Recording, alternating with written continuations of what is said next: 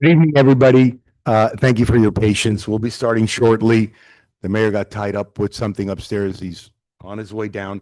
I hope you all had a great weekend. And so, again, thank you for your patience. It won't be long. Gracias por tu paciencia. Espero que hayan tenido un muy buen fin de semana largo. Enseguida vayan al alcalde. Tuvo una pequeño atraso en su oficina. Ahora viene. Gracias.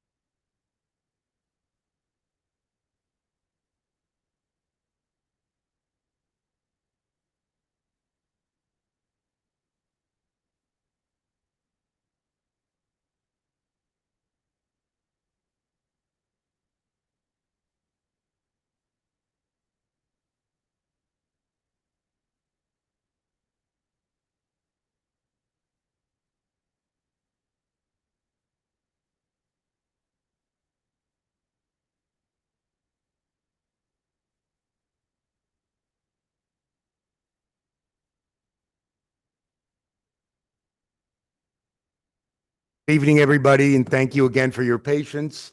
And good evening, council members. The City of Hialeah Council meeting of May 26 is now being called to order at 5:50 p.m. Madam Clerk, can you please call the roll? Mr. Zogby, Present? Ms. De La Vega, Present. Mr. Gonzalez, Mr. Marrero, Present. Ms. G. Perez, Present. Ms. M. Perez. She just stepped back. She's here, but she stepped away. Mr. Rodriguez, Present. Mr. President, you have a full council. Thank you so much. Would you do us the honors, Madam Clerk, of leading us in an invocation? Lord, we ask for your continued blessing upon our city. We ask that you grant the members of this council wisdom and understanding in every decision they face. Amen. Thank you. Through the- Madam Vice President, absolutely, you do have the floor, and then followed by the Pledge of Allegiance. Thank you. Go ahead. Before we begin, we would like to take a moment to remember Mr. John Ulloa, who sadly passed away last week. He served on our Planning and Zoning Board, and he gave a lot of time to our community, helping us shape a lot of the decisions that we made. So we ask you to please join us in a moment of silence in honor of his life.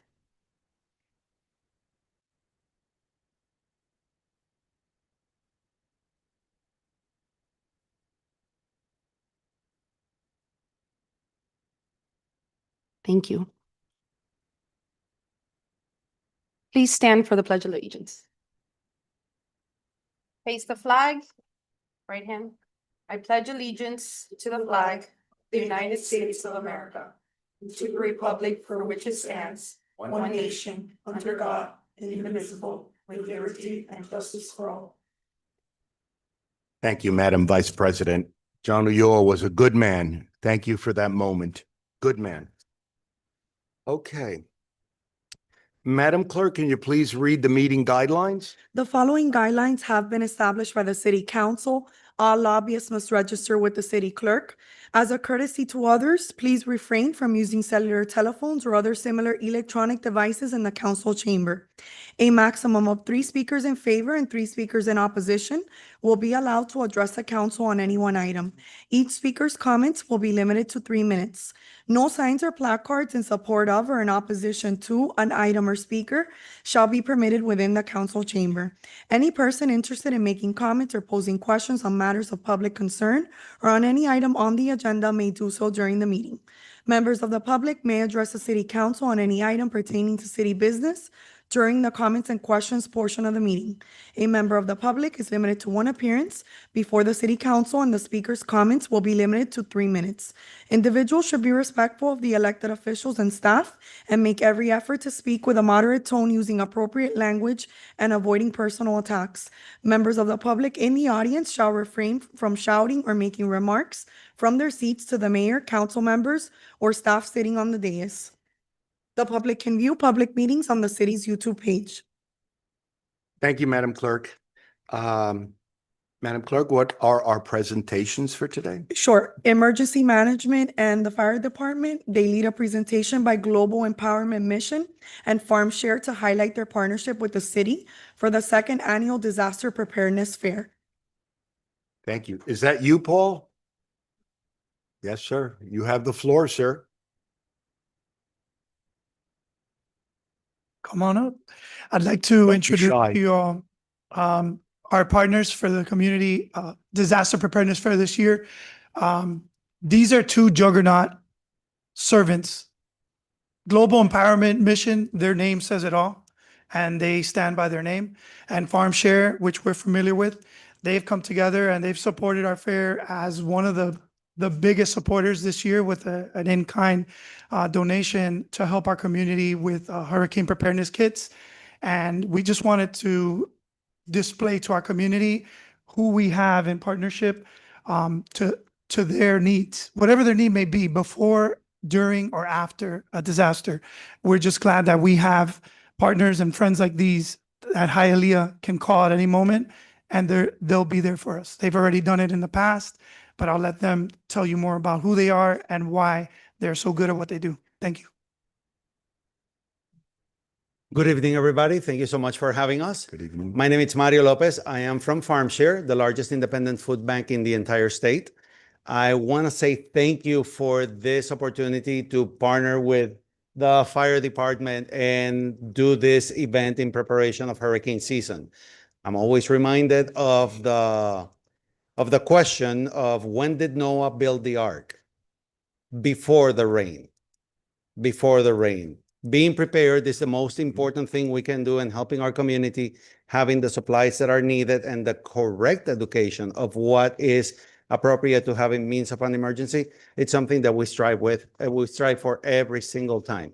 At FarmShare, our mission is to ensure healthy communities through food, but with our partnership with GEM, Global Empowerment Mission, we are expanding that. They handle crisis across the world, and I'll let Mr. Alistair fill in a little bit more. Alistair? Oh, Mike, please. Oh, sorry, Michael. Thank you. Thank you. Good afternoon. It's great to be here. Thank you very much. As was mentioned, we have a. Can you state your name? I will. And you're our special guest. Forgive me for asking I that. apologize. Thank I you. should have started with Thank that. you. Michael Kesty. I Pleasure. handle government affairs for Global Empowerment Mission. I have that honor. Thank And I'm here with Kim Bentley, who oversees our disaster field operations for East Coast, Central United States, and the Caribbean. So a little small community she covers. And here with Alistair. And Alistair is our corporate relations manager, director, and assists to us at GEM. Our global headquarters, by the way, is just down the street in Doral. So Global Empowerment Mission is one of the largest not-for-profit disaster recovery organizations in the world. Here in the state of Florida, we are fortunate we team up with FarmShare and other organizations as well. But I want to give you just, I don't know if we have time for a short slide presentation. If not, I'll just read a few facts for you as well. So. No. You sure? Yeah. I'm sure they want to hear about FarmShare. No. What? No, Please. they know all this and I said it. I mean, Please. our mission is no food goes to waste, nobody goes hungry. We pride ourselves that we never sell food, ever. We survive on donations of any type of entity. We are first responders. We have been there when Hurricanes Milton and Helene, for example, within 48 hours, we were there and we had already distributed 5 million pounds of food and supplies within the first 2 weeks after landfall. Next one. So our business model is that we receive donations of food from pantries, I'm sorry, not from pantries, from supermarkets, from farmers, and we distribute it to the communities that needed the more. Yeah, well, Florida does rank in the top 10 of the 50 United States with food insecurity. I don't know if you knew that. I don't know if you know that 47% of the food that gets planted never makes it to the table. And that is a scary statistic when you consider that it's not all invasive organisms or freezes during the winter. The majority is because it's not pretty enough to be on display on a shelf in a supermarket. Let's go. Individuals below the poverty line, it's everybody who we try to service, but those are not the people that we're seeing right now in our lines. Who we are seeing is the people that are under the United Way ALEC study. It's the asset limited income constrained employed people. That's the teachers. That's the medical assistants. That's the nurses. That's those people that don't make enough to consider themselves wealthy, but make too much to qualify for SNAP or WIC or any other government program. And that limbo is where the majority of us are. And with the rising cost of the last few years that we have seen in this country, we are in a situation where the more and more we see is people that have a job, have 2 jobs, and still can't afford, they still have to balance food or medicines. Next one. And I already told you about Hurricane Helene and Milton. And our impact now, yeah, last year we delivered 112 million pounds of food across the entire state by our itty-bitty selves. We are an independent food bank. We didn't have the help from anybody but our trucks and our own employees and volunteers. So that's my information in case you need it. And if you have any questions, please feel free to ask. Thank you. No problem. Anyone Thank you. else? Yes. I thought it was important for you to hear about FarmShare. They've Yeah. become partners with us in the state of Florida. As I mentioned, Global Empowerment Mission, we're, as our name states, a global organization, but our headquarters are here in Miami-Dade County. And I believe we had some slides. I'm not going to go through them too much due to lack of time. Do we have those? No.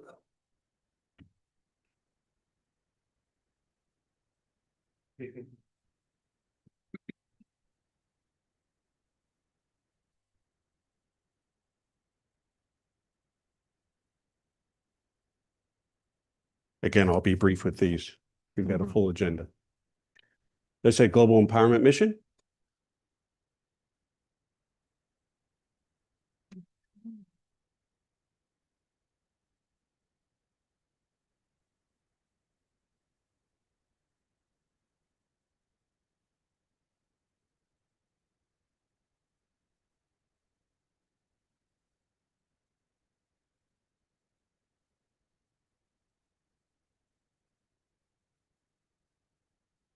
Good. Next slide. Thank you. Thank you very much for that. So who we are. So as I said, we're global, but we wanted to focus on the United States here. So that gives you an idea of the very active in California for the fires. We were very active in Hawaii, which we still are there after their issues that they've had disasters. Very, very big in Texas, where we had the disaster with the floods at the with the school. And of course, in Florida, whenever there's a disaster here, we're much involved. And also with that, with Milton and that hurricane, we're involved in the Carolinas as well. So next slide, thank you. So 3 phases, which the staff here understands behind me, of course. Immediate disaster, we call that first response, but let me be clear, we are not these guys, the first responders. They do their job better than anybody. We would never take any credit for that, but we do jump in with some assistance. GAP, bridge assistance, which I'll talk about in a moment, and then long-term sustainable development.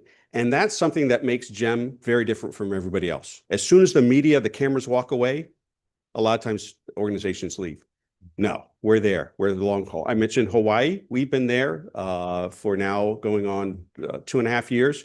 We've been in California already 4 years, and they've had fires again. We're probably going to be there another 10 years in the rebuild. So next slide, please. So there it is. It lays out the immediate response that we do. Crisis development, food, water, supplies. A lot of that is to support the fire departments that are there and the first responders. The gap period, which is where we prepare for the long-term recovery. We provide housing, we provide funding. I'm going to give you an example in a minute about some of that we do. And then sustainable development, which again, makes us very different. We have a pride at our office that we are responsible for housing more families that have gone through disasters than any other organization. And we make sure they get on their feet. The other thing that makes us different, which I don't think is in the slide package, is we put together funding from donors, and we help support companies, small businesses that want to get back into business. And we provide them grants, not a loan, a grant. We're doing that right now in California. We're handing out $10,000 grants to small businesses so they can pay their first couple months rent, get their supplies, get back in their community, get back on their feet. So that's something that nobody else has been doing. So next slide, thank you. So there again, we can go forward. I won't go through these. I think everybody understands. Necessity kits, that's a big piece of what we do. We put together these necessity kits. Kim and her team go out in the field and they hand these out when we get going. We'd like to welcome you all at some point to come to our headquarters in Doral and pack these kits with us. It's actually a lot of fun. It really is. And you feel like you're doing something after a disaster. Sounds like it, but it is. You'll find it. It's exciting. And then this is a big piece, Be Strong. We teamed up with an organization called Be Strong. That's Bethany Frankel. And we hand out gift cards. And we give those gift cards to anybody that shows an address that was impacted. And that address zone is huge. So if you walk up and say, I live in the area, hand it, we give you a gift card. No questions asked. You can use that card for whatever you want to do. We trust people. We believe in people. We're trying to get them on their feet. Next. We teamed up with Fluida Coop, which is a pet rescue. People don't think about what you're going to do with your pets. We teamed up with them. Next, please. And then this gap period, again, I spoke of that people leave. We helped fill that gap period there. Again, I'm not going to read that through. And again, long-term recovery. And there's talking rebuilding houses. In Hawaii, we're in a third phase of rebuilding houses. The governor of Hawaii liked so much what we did in the first phase. He received his FEMA money. He turned around and said to Jem, his $33 million, I want you to manage it to rebuild Hawaii for us. So that's what we're doing. So next. So you can see right here what we've done. Look at that total number, $726 million in aid. And we just started in 2011. Wow. That's our organization. You'll see how many are impacted and whatnot. And that's next slide. And there's our smart partnerships. We would love developing a formal relationship with the city here. We already are working well with the chief and his group, and we look forward to expanding that further. Next slide. And I'm going to stop there and just going to read a couple quick facts, and I'll leave you here.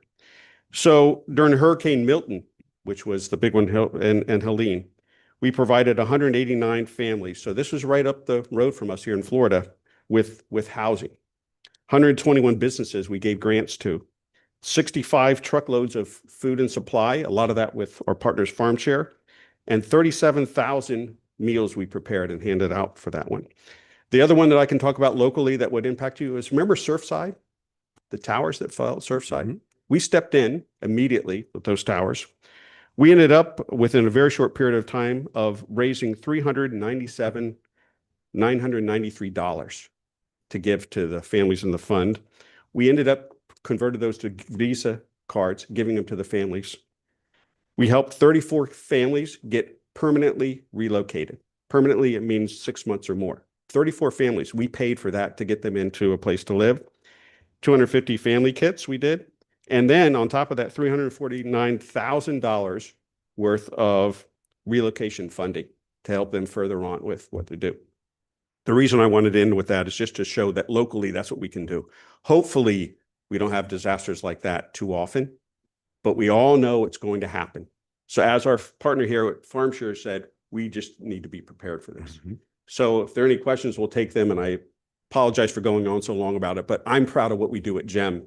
And I think as we partner with you, you'll be part of the being proud with us. Thank you, sir. Thank you, all of you. Council? Anybody? Mayor? Through the chair. Through the chair? Yes, ma'am. I You're right. just wanted to say, Yeah. she went first. I just wanted to thank FarmShare. I wanted to thank Jem, Mm. Chief Paul. Thank you, because many times we have made the call to your organizations and it's always been yes. So we really appreciate the partnership between your organizations and the city of Hialeah, and we hope to expand it, but you guys are doing a great job. Thank you, thank you. Thank you very much. And could we briefly mention the event we're having coming up with the city? On June 7th, yes, we are actually working with the chief, who is being invaluable in getting us with this one. FarmShare and GEM partners every year for the first Saturday of June, the first Saturday of hurricane season, to do a statewide event for hurricane preparedness. On June 7th, we're doing it in Hialeah, which is a Sunday.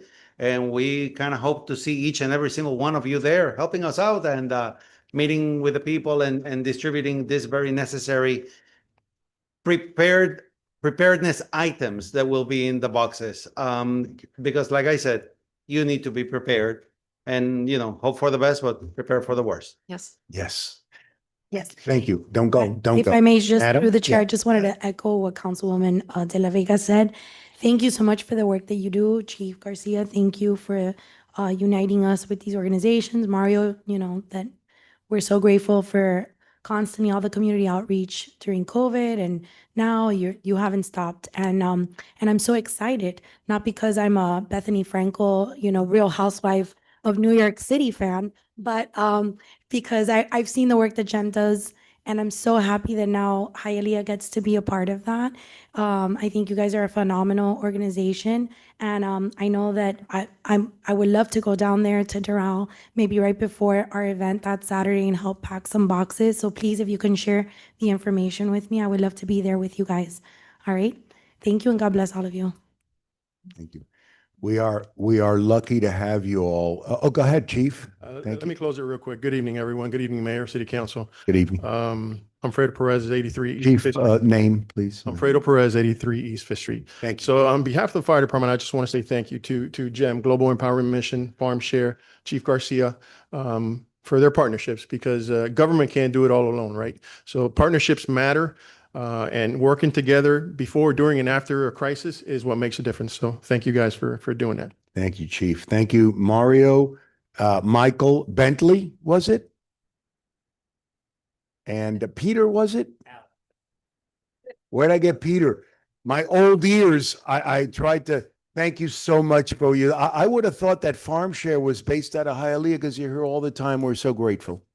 We're so grateful. We are statewide, I but know. our headquarters is in Homestead, which you're welcome to go by Thank and pack bags with us too. Thank you, you guys. And during COVID and everything, I mean, your footprint in Hialeah is undeniable. Thank you all. And thank you, Chief Garcia, and of course, Chief Perez. Thank you all. And we're honored to have you on our team. Thank you. Yes. Thank you.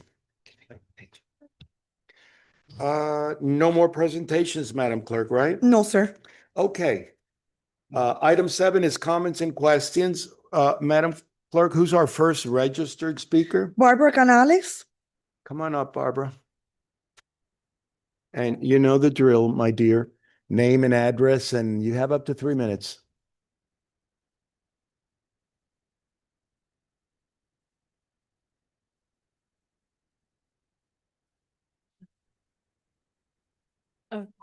The pictures. It's not cooperating, is it? I think that's. Thank- Oh, Barbara Canales, 1681 West 68th Street, Hialeah, Florida, 33014. Thank you. Good evening. Can you make it the whole screen, please? Bigger. Yeah. Like go back to the first page. Thank you. Well, that one a little bit smaller. So you could read it. That's good. Okay. Give me the. Nothing can destroy a government more quickly than its failure to observe its own laws. taking place at Hialeah as well, West 68th Street from West 16th Avenue to West 19th Court. Hialeah as well. Now its new name, official Lawlessness Land. Please don't trash our treasure. Please, next picture. Thank you. Now, can you make it big? Yeah, that's good. Congressman Diaz-Balart gave $4.9 million, keep in mind, taxpayers' money, to the city of Hialeah, I'll quote, to combat flooding and improve safety in Hialeah. Number one, please, Mayor Calvo, bring back Hialeah police officers to check car by car at the Lawless Land. The black sedan belongs to the apartment building. The red sedan, pick up and drop off. Neither of them live across the street from Hialeah as well, but then again, they're destroying our free drainage. The grass is deteriorated. Please, next picture. Even employees from another construction come and be an obstacle for that construction going on right now from Miami-Dade County. They leave their car there on Hialeah as well, the Lawless Land, and they go on their business. Next picture, please. So that garbage was from the Gratney Canal, removed on May 11. Another car was dumped into the Gratney Canal. Next picture, please. More garbage from the Gratney Canal, removed, because that's the project that is going on right now from Miami-Dade County. Next picture, please. So that's, can you make it bigger? That's my car. A speeder came, hit the tree so hard. As you can see, the branch landed on top of my car. No car insurance, I pay it all. Next picture, please. The speeder ended up on my driveways next door neighbor. Luckily, they were not at home. Just my car got damaged. So please, next picture, please. Please, Hialeah Police Department and the new administration, help us keep our free drainage and safety. Thank you. Thank you, Barbara. Thank you so much. Madam Clerk, next speaker. Jose Ozzie. Come on up, Jose. Jose, did they give you a printout of something? Never mind. Just go ahead. Go on, Jose. Name and address and then go on. Thank you. Thank you. Good evening, everybody. Jose Ozzie, 788 Southeast Park Drive. Before I start, I'm briefly going to go over this because with this, I'm just going to ask, please, the city council to get involved because the mayor, he probably has a lot on his plate, and 4 of you have been here for a while, and you're aware of this, and I'm going to end just asking, please, for the council to get involved and help the mayor with our difficulties. I first want to thank our chief, George Fuentes. He's not here because he could have had the job at Doral. He could have had the job with City of Miami because they hired these police officers from small departments, and our police, what they call morale or the organizational culture is like big part because he did it. I want to thank him for staying. And I briefly want to talk about Farm Share too. Our only link to Farm Share is the Hialeah Center, which is called the Blanche Morton. And I talked about this a lot before. You've heard me the last couple of years because they closed the center there. And Steve Bovo, I guess he had a bad, when he left the county, he was thinking to say public that he wanted nothing to do with them. But Rene Garcia appointed me to the county board of the Department of Human Services. And I'm sure they got tired of hearing me because Hialeah is one of the 12 cities that are low income, not Hialeah, just Southeast Hialeah and East Hialeah. We're low income when we have the center, but that center is going to open up now. And I did connect Chief George Torres to Kathy Burgess, that she's the new deputy mayor in charge of that. And when they open it up, we need to ask for more. Not just do they do farm share, but they help a lot of low income.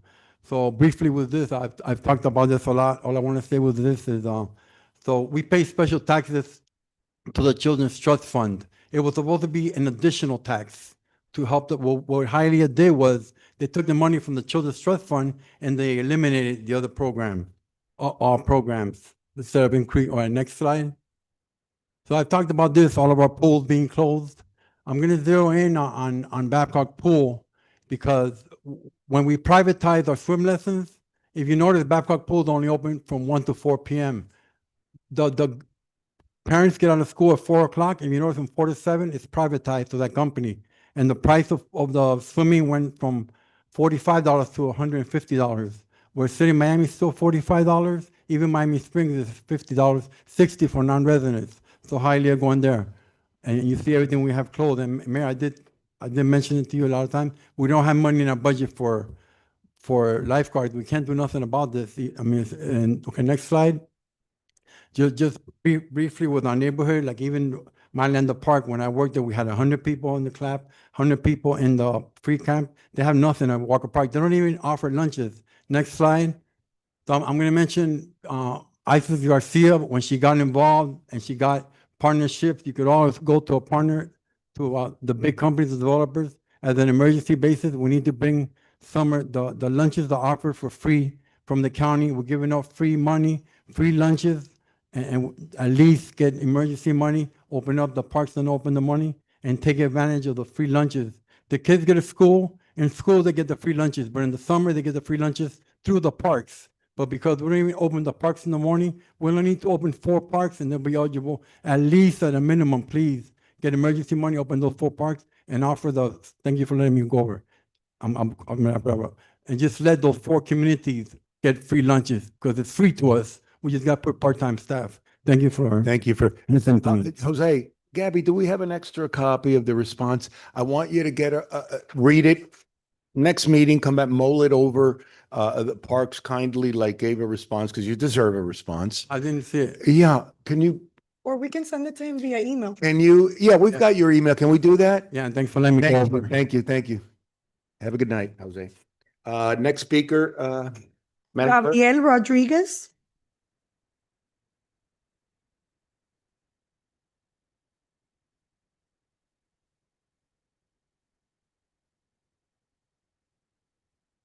Nombre y dirección, señor Rodríguez. Gabriel Rodríguez, 361 East 12 Calle. Tienes hasta Hay 3 alguien. minutos, mi gran amigo. Listen, I have to tell you something. The last time you asked me my age and things like that, I've been working and been tracking what's going on in Hialeah for about 4 or 5 months, tracking and everything. So what I'm going to comment tonight here is probably hundreds of people. If they follow the internet or something, they're going to see and they're going to hear what I'm going to say. So I promise, if you give me the opportunity, pues explain, it's going to only 3 topics. Yeah, pero estamos en el reloj. We're on the Okay. clock. Okay. I promise, if you give me the opportunity to Okay, get go all the ahead. information, you're going to see me. You're going to see me in the 5 months, the next 5 Until months. next meeting? Okay, Go ahead. Mr. Mayor, I have that. It's a short thing. As I live in the area for 40 years. A lot of people knows me. I ask questions sometimes about the police, about the officer, how they behave, things like that. Some lady said, they say the guy is John, but it appears that he's very smart. That's the message from some neighbors. The people analyze the people. Is that me? Or No, is that- no, not you. Go on. Your time is past already. Okay. No, I'm sorry. I didn't Stop think the that. clock. Forgive me. I don't know. You know, when I see you, I get nervous. Okay, I want to finish it. Thank you. The last one, I was talking about 9th Street from the Okeechobee Road to the 10th Avenue. That area was part or is part of the Dade County street and something like that. Well, that project is finished. I have to thanks again to Ms. Camila and Ms. Yelenis miscellaneous works, Miami-Dade County, the Department of the Transportation and Public Work. That lady was very professional, helping me a lot with all the information and things. Okay, that project is done, is perfect. They did a beautiful job over there. Okay. Give me one second. Let me concentrate, please. You made me nervous. Uh-oh. Can you? Okay, I'm finished with 9 Okay, the next one, I don't know. Oh my God. I've been working very hard in the last 3 or 4 months, and I don't wanna. Oh, you can see the pictures over there. I've been working very hard at the daytime, nighttime, sometimes raining to be able to take those pictures. Okay, I have to tell the people so that probably they don't know, they don't notice some details. If you type, it's not a word, if you don't connect, if you connect all those lines and the east and west Hialeah, if you connect it together, it's 100 of miles of paint that the city of Hialeah spends the money doing that job. I don't know if they already finished 100%, but the people notice. I know that the people notice that. The people comment. Why? Because help the drivers and the people working on the street at the night time. The last one, you know how to name the last topic and what I'm going to say. Pero quickly, go Oh, ahead. yeah, Go ahead. that's the last one. I'm glad you helped me with that, Thank you. Mr. President. You know how to name the last project? You're supposed to think because you're thinking sometimes in the same way that I think. You know that. Okay. I named this project The Beauty. Okay. You know what the beauty? Because I don't know if it's going to be 6 months or 1 year. I believe the mayor and the rest of the people that are working very hard. I know that. Well, this number I'm going to say is from the public record. You see, I'm working hard. Thank you. Is about the light city of Hialeah change. Yeah. Okay. Oh, where are the lights?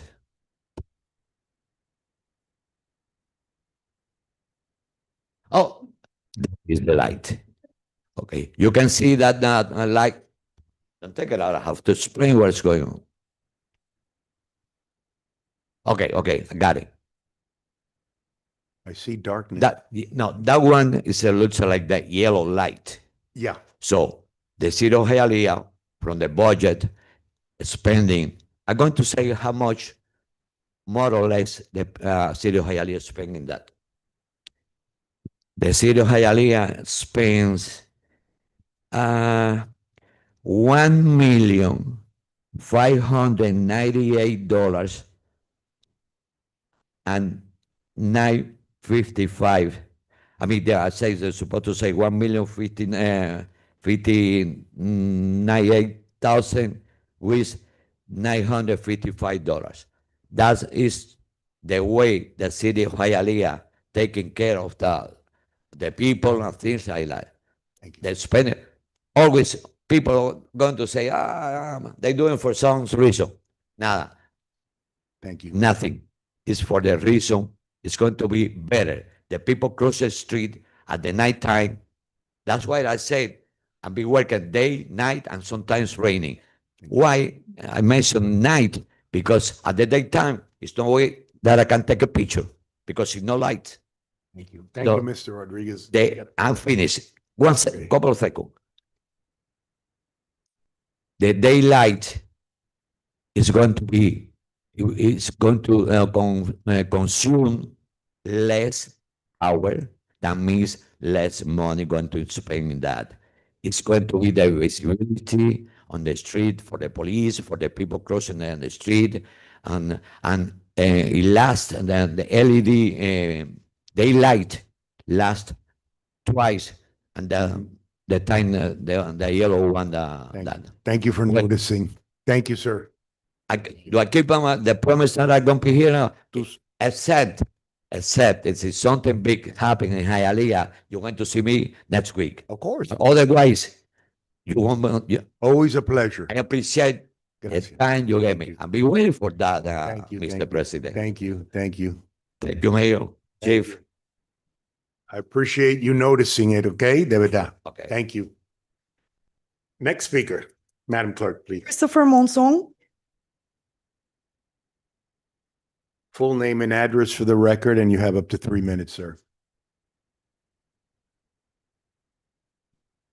Good evening. Just a moment.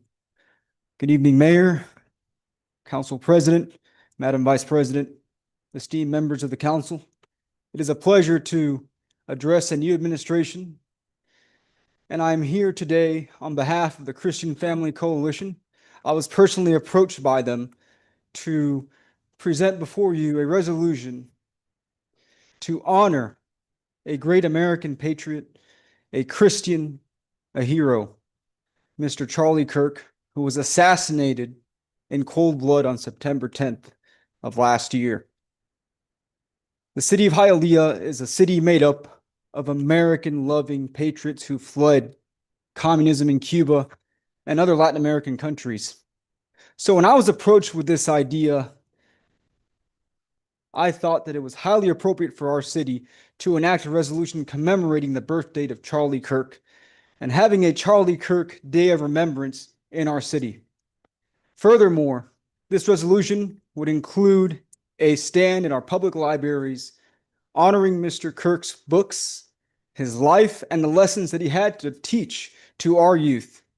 I think that implementing this in our city will be a valuable contribution to our future, for as we know, there is nothing more valuable than our children and their education. Ms. Perez, you are a teacher. You understand the importance of education, and I shared the details with you. I do hope that you are in agreement with me. I hope that you're in agreement with the Christian Family Coalition and their initiative to honor this great man and the contributions he made to our country. And I look forward to seeing further development on this matter. Thank you, and God bless each and every one of you. Thank you, sir. Thank you. Next speaker, Madam Clerk. There are no more registered speakers, sir. Anyone in the audience want to speak or online? We have nobody indicating so. Madam Clerk, item 8, please. Consent items 10K and 10L have been added to today's agenda, and zoning items 15A and 15B have been postponed until the city council meeting of June 9th, 2026 at 5:30 PM. Thank you, Madam Clerk. We have board appointments. Madam Clerk, item A, 1 board appointment. Proposed resolution appointing Jose Anan to the Veterans Affairs Committee of the City of Hialeah as Councilmember Luis Rodriguez's appointment for a 2-year term, beginning on May 26, 2026, and ending on May 25th, 2028. Jose, I'm blind. Is that you, sir? Jose, just stand up so people can feel you. We're so proud to have you. Councilman Luis Rodriguez, here's your appointment, please. Yeah, how you doing, sir? First of all, thank you so much for the service you've given us. If you don't mind, can you? Yeah, light you us a come little up bit? here, Thank you. Jose. Thank you. You're very welcome. My name is Jose Anan. Yes, my dad was a GC here many years ago, and I was an air conditioning technician, and I had my company here too. First of all, Mr. Mayor, thank you, and distinguished board, thank you so much for giving me the opportunity to work with my fellow veterans. If that's the case, I will be a thorn on your side. I will be a pain. I will push for them extremely hard. I just finished doing matter of fact, yesterday, I'm very proud that, again, I'm a very religious person also, and I like what you said. And I was able to feed the hot dogs and hamburgers Heard. at the veterans. It was really awesome. It was really good. And hopefully we should be doing the same thing here. I mean, it shouldn't be there. It should be everywhere. I'm here to serve. That's it. What you see is what you get. Thank you, sir. All right, sir. Oh, Go ahead, I'm gonna give- Louis, don't leave. Motion? Let me just Okay. brag a little bit about Jose. Were you going to say something? I'm If gonna I brag. may through the Go brag. chair. Yes, ma'am. You have the floor. I wanted to say, go Spartans, because I know that you're, an Hey. alumni from Yeah. Pace, and so am I, and so is, Ms. Vega, All so, right. and you also do some karate, which means that you deal with students, right? And you do, Yeah, I deal with a lot of kids, autistic kids also. Matter of fact, they're calling me on the phone Yep. since they were at. I do that out of love and passion. I also bring in kids from Opelika. yeah. It's free. It's not about the money. I know. It's about the legacy that I want to leave. You do a lot of good work in our community. I try to do. Yeah, It's we appreciate God's you. work. And thank you for also now dedicating your time to our Veterans Board. So, I think you made an excellent pick. Thank you, Councilman Rodriguez. Anyone else? Motion? Before that, we have a motion from Councilman Rodriguez. You're too humble.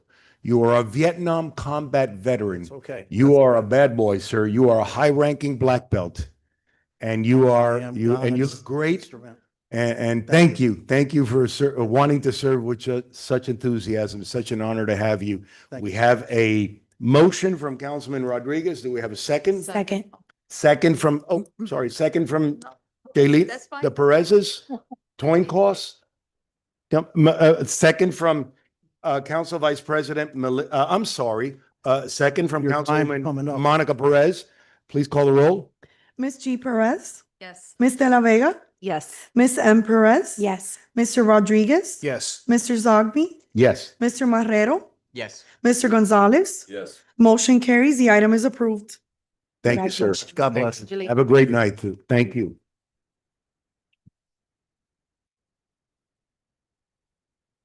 And we're moving on to consent agenda. Does anyone on the dais want to pull any item from consent agenda? Okay, go ahead, Jose. I would like to pull item Just give your J, name and address, just one more Jose time for Aldi, the record. 788 Southeast Park Drive. Thank you. I would like to pull consent, the J, giving the enlarging the Babcock Park to the Florida Marlins and the conditions. Thank you. Okay, we'll get to you in a second. Thank you, Jose. If I may through the chair, Yes, I ma'am. would like to pull item K, A, K, as K. in K, as in Yes. hidden. Ms. Perez, Councilwoman Perez, item K will be pulled. Okay. Anyone else? And if I may, item G. And Councilwoman Monica Perez will be pulling item G. Anything else? That's it. Thank you. Thank you. Motion. Otherwise, we have a motion from, was that you, sir, from Councilman Luis Rodriguez. Second. Second from Councilman William Perez. Madam Clerk, please call the roll.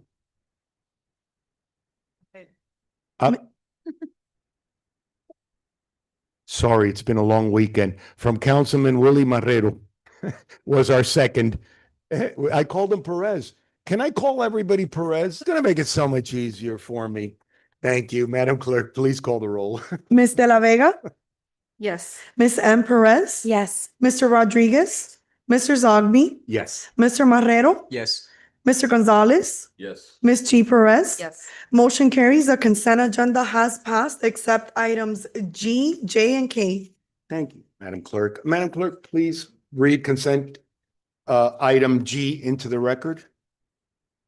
Request permission to accept the response for invitation for bid number 2025-26-018, Fire Station 1, fuel dispenser upgrades, and issue a purchase order to Branching Out Incorporated for the replacement of 2 fuel dispensers to ensure compliance with the latest environmental and safety regulations, minimize the risk of fuel leaks, and increase the reliability of emergency services and administrative operations in a total cumulative amount not to exceed $47,434.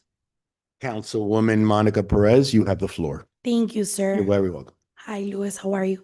My question is more in general.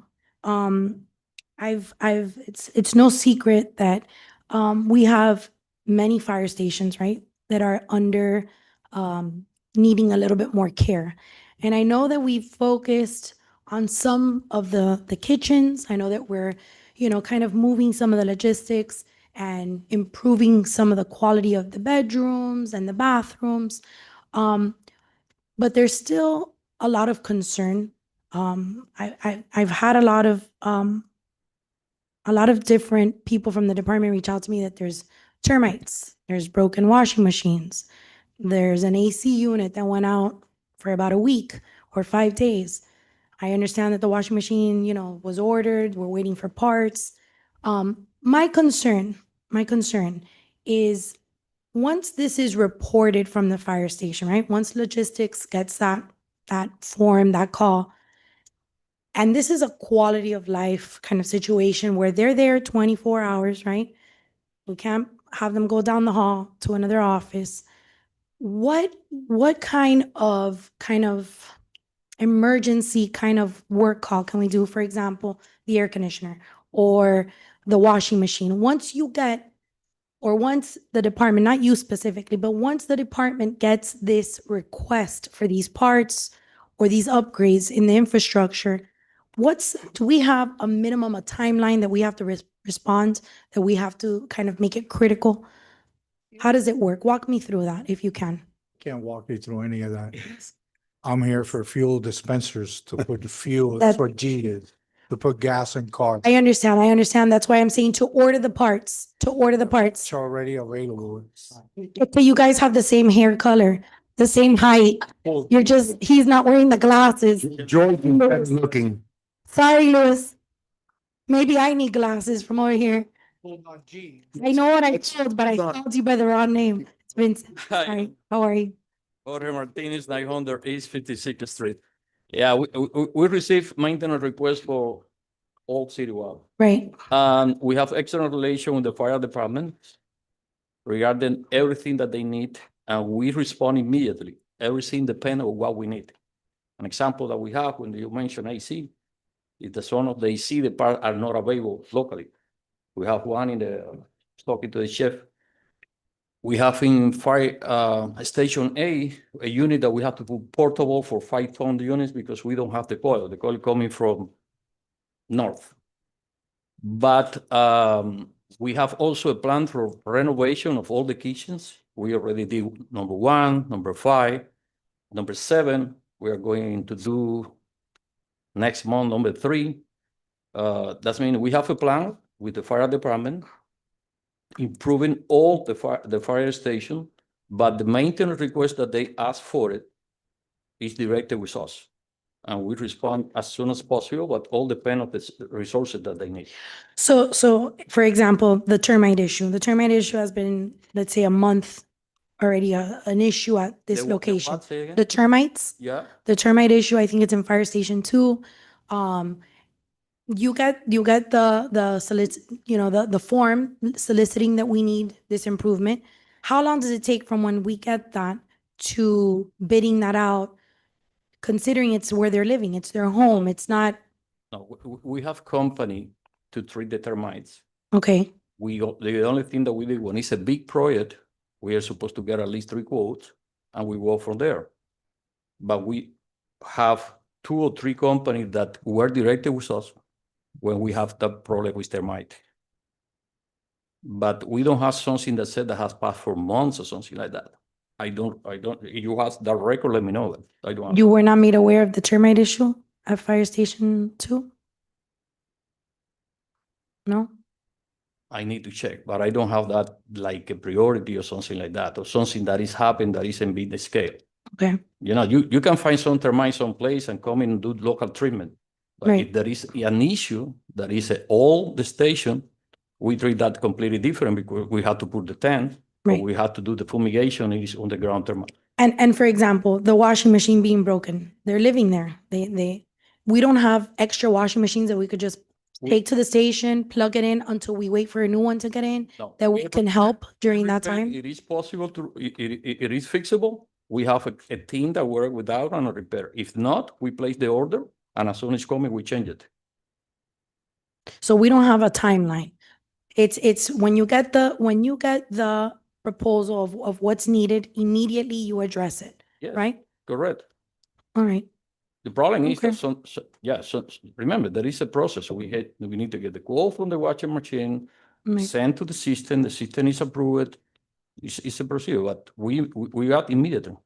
I mean, there's just some kind of disconnect, you know, when it comes to I guess what I'm being told and what's happening, and I'm not saying it's you. I think that whenever we have our first responders that are living somewhere and they have options to go to other municipalities and we're not treating them right at their own home and we're not providing quality of life, you know, if they're eating and there's termites falling onto their food, or if there's, you know, now in the summertime, they're 5 days without an air conditioning, or they can't wash their clothes, you know, for a week. I think that that's going to impact their decision whether they want to stay here or not. And we are not at a place where we can lose any of our first responders. So I think making that a priority in whatever department we have to talk to, mayor, or any other, as it pertains to logistics, as it pertains to when we, you know, finalize, maybe we give a deadline by when these forms need to be completed, maybe give them a 3-day deadline. I think we need to prioritize that because I think there's a lot of unhappy people. And I just want to make sure that we're really just focused on that and communicating. If they have to wait, it's not for the construction department. We know the priority of the first responder. And I've seen that the chief and the Department of Fire Administration can speak better than myself, because I'm not going to speak about my department, how the kind of work that I'm doing, but we don't wait for anything. Yeah. Whatever needs to be done, we do it as soon as possible. Yeah, but in the meantime, while they're waiting for it to wash their clothes, we should have an extra washing machine or an extra dryer that we could just pop in and plug it in while we wait for a new one. In the meantime, I think that that's just something that we should kind of consider. Yeah, we can You know? consider that. The only thing that I need that they show me the money, I buy it for them. Yeah. Thank you, sir. Eric Johnson, Hialeah Firefighters Local 1102. Said, show me the money. Yeah, he said I that. definitely just want to clarify a couple things here. This administration has done a great job of supporting our firefighters, and we are eternally grateful, as we always are. We do have some issues. We do have some problems. I think right now it's unfairly to blame construction. George, I will give you credit. You have done an amazing job with everything that we've needed. It is true, we have an infestation of termites at one of our stations. It was reported over a month ago. This is one of those things that has to be dealt with as an emergency. It's just that simple. It is true. I guess who told you, somebody told you that bugs were falling in their food? Yes, it's true.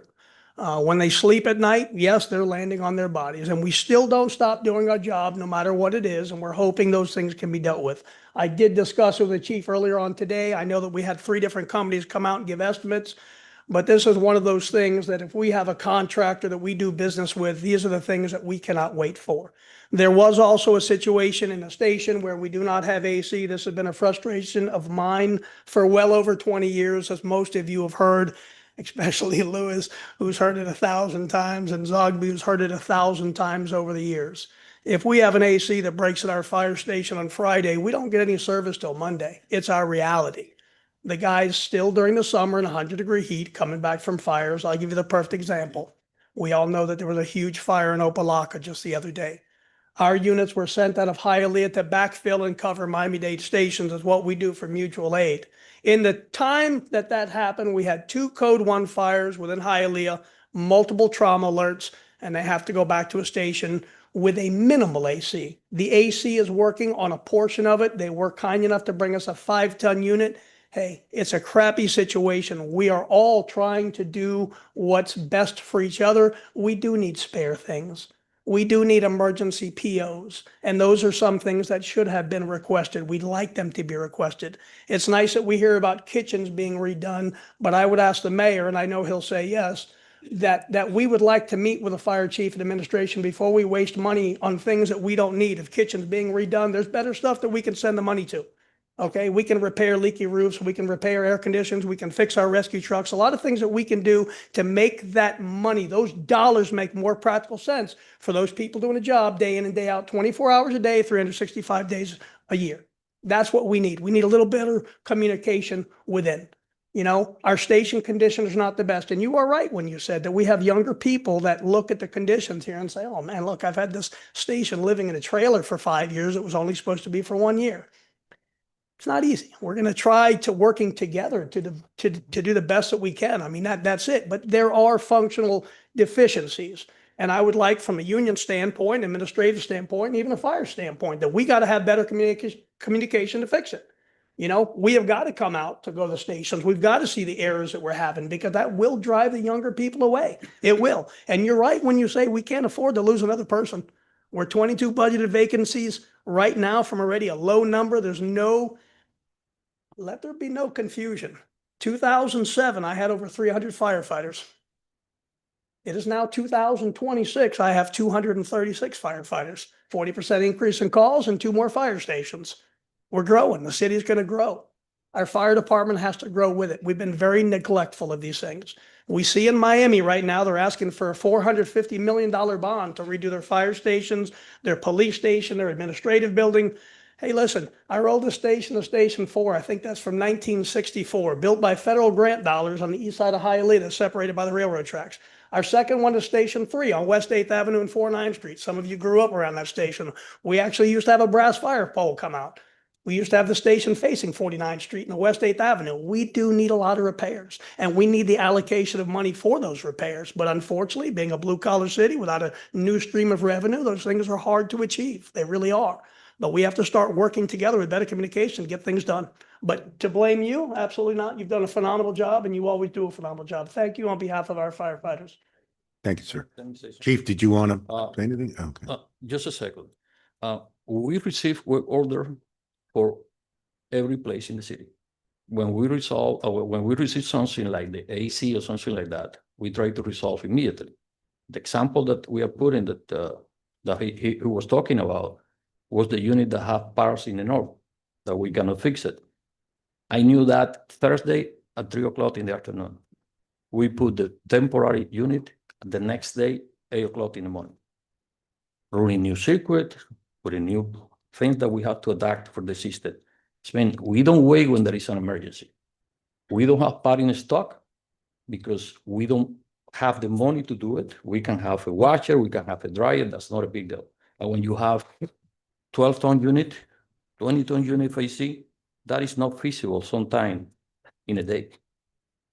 Some of the units are not fixable right away. The only thing that we can do is to put portable in that moment until we get the parts. And the problem that we have with the termite, in this moment, I don't know who reported it. That's mean if communication need to be improved. We work as soon as possible when we receive the orders. My department do not wait. And we know that we are in Hialeah, that is 90 degrees. And we try to fix everything as soon as possible. But I want to be clear, nobody can fix something when we don't have the part. That's the only issue that we have. Thank you. Thank you, sir. All right, good evening. So I want to address, first of all, Name and address for the record. Fredo Perez, 83 East Fifth Street. I want to address, first of all, we do have the money to fix things, and we do have the money to repair things. That's something that's always ongoing. It's in the current budget, and it's in our 5-year capital. We don't have to take from Peter to pay Paul. Okay, we have money to accomplish what we need here. As far as the AC at Station 8, when that AC went down in the bunk rooms, we sent them portable units. We realized that that was not enough. At that moment, that Thursday, I spoke to George and I said, we need a little bit more. The very next day, he had a 5-ton AC unit there. The part that they need is on back order. You can't get it. I think it was 7 days to get, 10 days. Tomorrow, it's supposed to arrive tomorrow. So we are working on things as fast as we can. Fire Station 2, the termites first came in. We thought it was bugs. We had a company go out. They determined what it was. We're waiting on the 3 proposals to move on that. That's going to be addressed this week. We're going to have to move those units out of there, tent that station we have in the past. It'll take about 3 days, and then we can get them back in there. As far as the washing machine, I just found out about that. That will be addressed tomorrow morning. We have the money. We don't need to find it. So that will be addressed tomorrow morning. All right. Anything else? Item G is still up for a motion. Are you done, madam? Motion to approve? Thank you. Do I have a second on item G, consent item G? Second from Councilman Luis Gonzalez. I didn't call you Perez. Please call the roll, Madam Clerk. Mr. Zogby, Yes. Mr. Marrero, Yes. Mr. Gonzalez, Yes. Ms. G. Perez. Yes. Ms. De La Vega. Yes. Ms. M. Perez, Yes. Mr. Rodriguez. Yes. Motion carries. The item is approved. Thank you.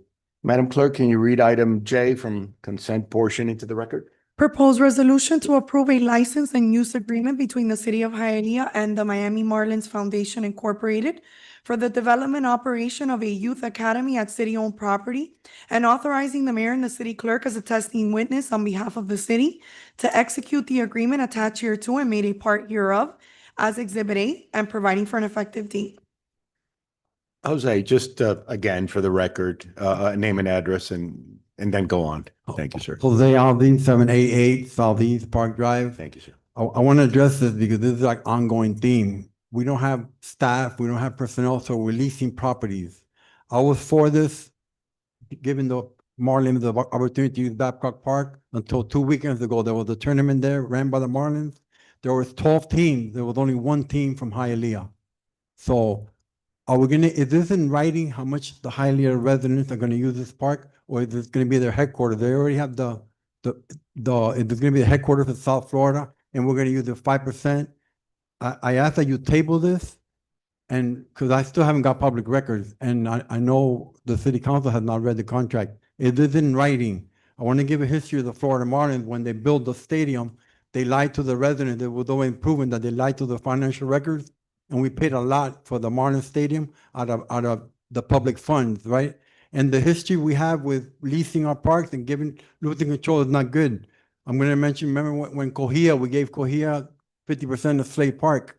The attorney Alex kept saying, "Oh yeah, you're going to use it," but it wasn't in writing, right? And then it was 10 hours at the gymnasium. He wouldn't put it in writing, and the representative from the Marlins, he's probably going to give these words, but isn't in writing. Another one, when we gave Mylanda Park to that league that's charging $2,000 per season for the resident of Doral, Miami Beach, and Weston, they said 75% of them was going to be Hialeah residents. To this day, that hasn't happened. I know Councilwoman Perez asked them. To this day, we haven't seen that. Mylanda Park is basically used. Right now, Mylanda Park in the daytime, we had the biggest camp there. 200 kids were involved. We gave Mylanda Park to Extreme Sports, right? So the kids, we don't even have summer lunches at Mylanda Park. Why? Because we gave it to Extreme Sports. So this goes back to our budget. You know, how much are we going to giving stuff away and stuff away? I'm going to give it Mylanda Pool, our biggest pool, right? If you have a kid and you want to use Mylanda, you can't, right? Only because we don't. But the people that are giving the swim lessons there, if you pay $150, then you could use the pool. And we only have one pool available, McDonald. Why? Because we don't have money. So we're giving all this. We're giving away our parks. You know, and we already closed 2 parks. When you lease a facility, you lose control.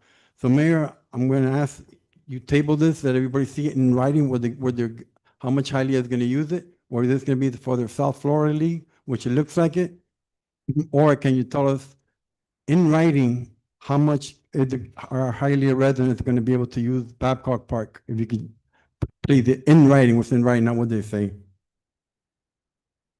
Thank you, Pepper. So it is in writing. Barbara has been negotiating with the Marlins for quite some time now. Alfie is also here with the Marlins. I don't know if you guys wanted to come up and maybe discuss just briefly.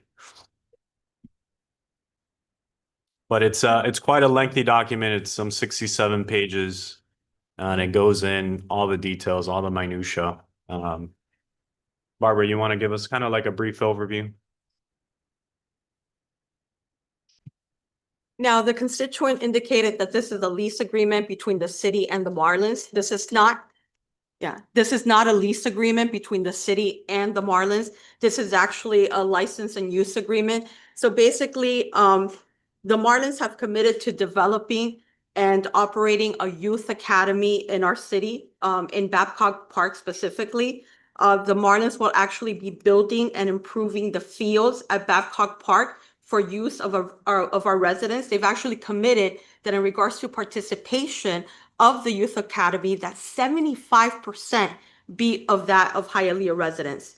Also, in regards to the improvements that they're going to be doing to the land, at the end of the day, that improvement to those fields are going to be of the ownership of the city of Hialeah. Aside from that, they've actually committed to, at this time, not charging any fees whatsoever for participation in the Youth Academy of our residents. If in the future there is going to be any type of participation fees, they've actually indicated that they will come to the table with the city of Hialeah, the director, the mayor, in order to negotiate those participation fees, registration fees, and also the MLB would also be participating in those negotiations. So on behalf of the city, the law department, myself have done everything in order to protect the city. We have not waived sovereign immunity or anything to that effect, but also just for this program coming to our city and benefiting the youth that we have in our city. Alfie, you wanted to say a few words? Sure. Thank you, Mr. Mayor, Council President, members of the council, Alfredo Mesa, Vice President of Public Affairs with the Miami Marlins, 501 Marlins Way. I'm here with several colleagues from the Marlins, and we're very proud to stand here before you in the spirit of giving back. Many of you have seen us for some time with the commitment to help grow youth baseball and softball in the city of Hialeah and make it accessible and beyond just the skills training, so many other offerings that the Youth Academy has. We've worked very closely with the administration. Thank you, Mr. Mayor. Thank you, Madam Attorney. Everything that was just delineated is what we are committing to. Many of you, again, have been out there, have seen the kids. That 75% number that was shared is in writing. The improvements that you have seen is our way also of giving back and also making the city of Hialeah an example of how the best parks departments run and grow the sport. You have an amazing parks department. Your leadership in the parks department is second to none. And we obviously work with a lot of parks departments. And I have to tell you that, we're very proud of the leadership you have and the staff at the parks department. So today we're here as your partner. Partnerships are important to us, a values-driven commitment to corporate social responsibility. I see other partners from FarmShare that we've worked with in the past. That is the spirit of the Marlins Foundation, to give back and to do as much as we can to make the sport accessible to kids. And we're here to answer any questions you have, Mr. Mayor. Willie. Willie Sanchez, 900 East 56th Street, Chief of Officer of Recreation. So today's a very special day. It's been a long journey, Mayor and Council. Over 15 years that Alfie and our team have been working together. I thought when I retired, this dream was not going to happen, but God had different plans, right? And He's always in control. And today's a very special day in Hialeah. It's an honor to have not only our professional team involved in Hialeah, but also Major League Baseball. And it's all good news from this point on. What you've seen so far, the rebuild that has happened at Babcock Park, just one piece of the big puzzle. We're gonna have the premier place to play baseball in Dade County. So we're excited. Alfie, thank you for those kind words. All the glory goes to God always. My team we're dedicated to continue making our parks better, and that's been the goal since I came back. I grew up in the parks too. I met my wife here, so I'm committed to this to the city and making our parks not the best here in Dade County, the best in the nation, and that's what we stand every day, and that's what we come to work every day to do. Thank you. Thank you, sir. I'll just send it off with, this is one of the largest investments, I believe, by any baseball team in the entire country.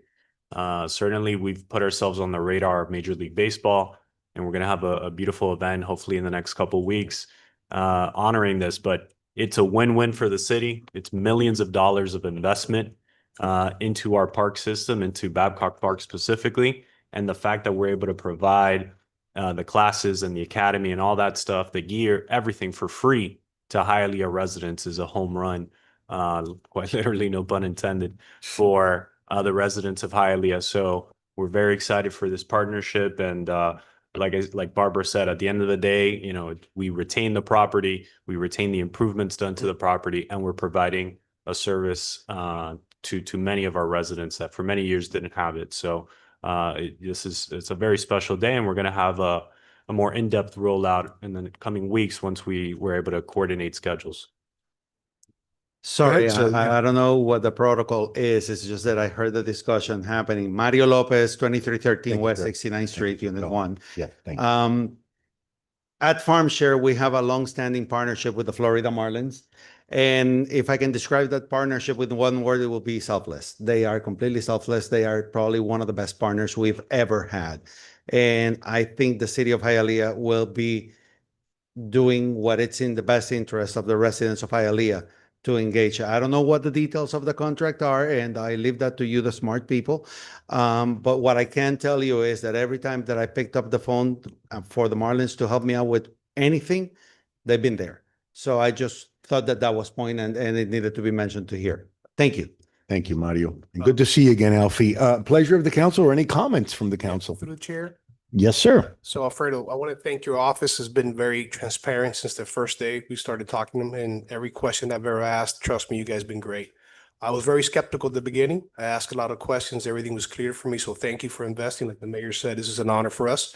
And Willie, thank you. Thank you for driving that. But most clarity we have is every time that I ask questions, you guys always been there and always out for the kids. So I appreciate that. Thank you. Just wanted to make that comment. Sir. Through the chair. Yes, ma'am. Jose Ozzie, I hope that this kind of gives you a little bit of peace of mind, right? Addressing your concern and just seeing that our parks and our program is going in the right direction. I know you're very passionate about parks. A lot of us are, right? And so just seeing programs like this, I think just assures us that we are in the right direction. I know the concern was what is going to be the participation of Hialeah residents, and having 75%, I think is a huge number, right? I know you mentioned that there was a game last week and only one of the team was Hialeah. Maybe that team was Hialeah, but maybe some of the children of the other teams were Hialeah residents. Maybe it wasn't a Hialeah team. But the involvement in our parks, I think, is super important, right? And that for all of us up here, right, making sure our residents come first and that these programs work for our residents. I know that from the day that I first came on to this council and meeting with Willie and his team, it was like, where's baseball, right? I come from a baseball family.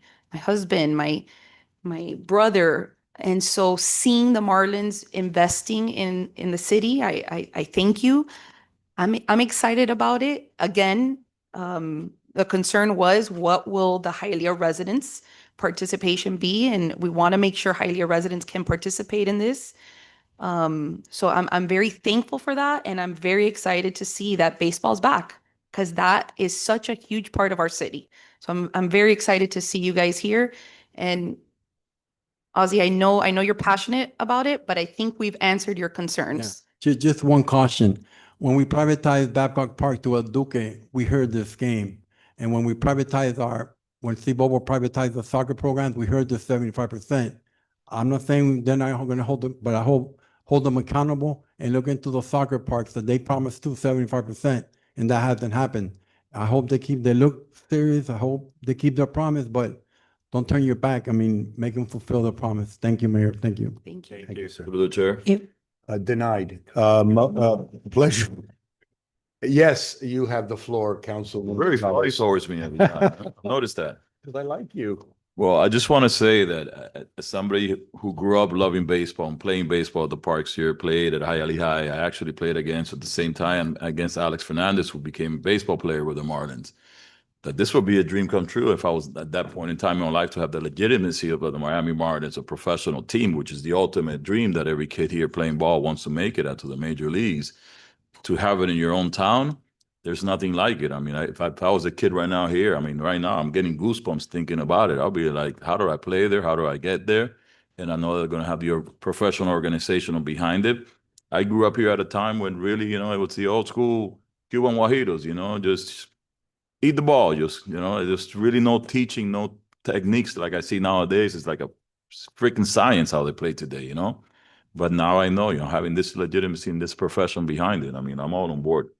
you're smiling I at it. agree but- 100%. But if I was here, man, I mean, if I was a kid here, man, I'll be so excited about it like I am as an adult right now. And I would love to make a motion to approve. If anybody has something to say, If I may. listen as well. Yes, ma'am. We have a motion on the record from Councilman Gonzalez. You have the floor, madam. Well, I know that Councilwoman De La Vega's father was a huge season ticket holder when they were Florida Marlins, and he would go everywhere with them. But my brother was a ball boy.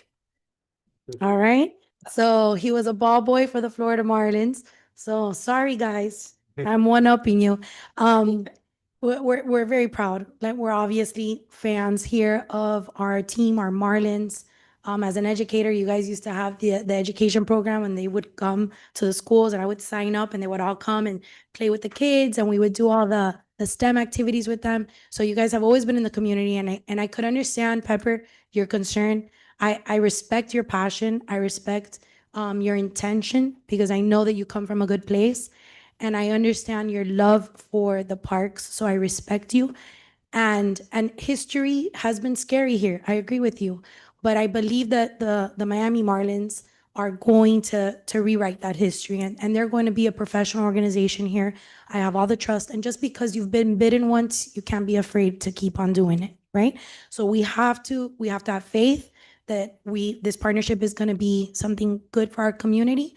And Mayor, I think it's an excellent investment into our parks. And I believe that Mayor Calvo will be looking into holding them accountable, making sure that 75% of that enrollment is Hialeah kids. He's a Hialeah kid, and he's gonna, push for that. So I believe our mayor has his heart in the right place. So therefore, thank you, Willie. And thank you to the team for being here tonight for this long but hopefully entertaining meeting you've had. If I may, I just want to thank the whole city. This wasn't a parks thing. The whole city participated and put their 2 cents in. And Barbara, I know you spent some late nights. I'm grateful, thankful. But this was a complete team effort. This No, those goes 7 beyond. pages that Barbara did, I appreciate it, Barbara. I mean, you really, you dotted the i's and you crossed the t's, and we appreciate that. So I second the motion. Thank you. Thank you, madam. We have a motion from Councilman Gonzalez and a second from Councilwoman Monica Perez. Please call the roll. I just wanted to add to the record that the use agreement was provided to Mr. Ozzie on today's date via next request, along with the resolution. Ms. M. Perez, Yes. Mr. Rodriguez, Yes. Mr. Zogby, Yes. Mr. Marrero, Yes. Mr. Gonzalez, Ms. G. Perez, Ms. De La Vega. Yes. Motion carries. The item is approved. Thank you. Madam Clerk, please read consent agenda K into, yeah. Thank you again, Alfie. Thank you. Thank you, all of you. Thank you. And you too, Slick. Thank you. Madam Clerk, consent item K into the record, please. Proposed resolution authorizing the mayor, his designee, and the city clerk as a testing witness on behalf of the city to authorize a proposed agreement between the city of Hialeah and Sustainability Partners LLC, attached hereto and referenced herein as Exhibit A, for the implementation of a citywide pilot program for approximately 180 days to demonstrate the feasibility of an advanced metering infrastructure program featuring 175 to 225 ultrasonic smart water meters to be installed and tested throughout the city. The program will be at no cost on part of the city and providing for an effective date. Madam, Councilwoman Monica Perez, you have the floor. Thank you, sir. You're very welcome. I would just like, do we have any presentation or anyone that could kind of give us a little bit of an I update don't on that? believe Sustainability Partners is here, right, Kevin? No. Okay. Basically, it's exactly the same as the other two agreements that were approved by council a few meetings ago. Okay. Remember mentioning that there was probably 3 people that would participate, and Sustainability Partners was undergoing some transition, so they were a little delayed. But it's exactly the same agreement Okay. that the other 2 companies signed. There's absolutely no cost to Hialeah residents. They'll be providing, like it says there, approximately 200 or so meters for free for a period of 6 months. Just one other company that we can basically gauge to see how the system is working. I think we might be able to actually bring on board even a 4th company, but that's something that we're working on. But basically, again, It's totally free for Hialeah residents. It's free to the city. They're going to provide the technology for 6 months. We'll test it out. We'll compare them to the other companies, and then we can make a determination and see, if this is the path forward. And if so, which of these companies is the best fit. So basically, it's the exact same terms as the other agreement signed by the other companies.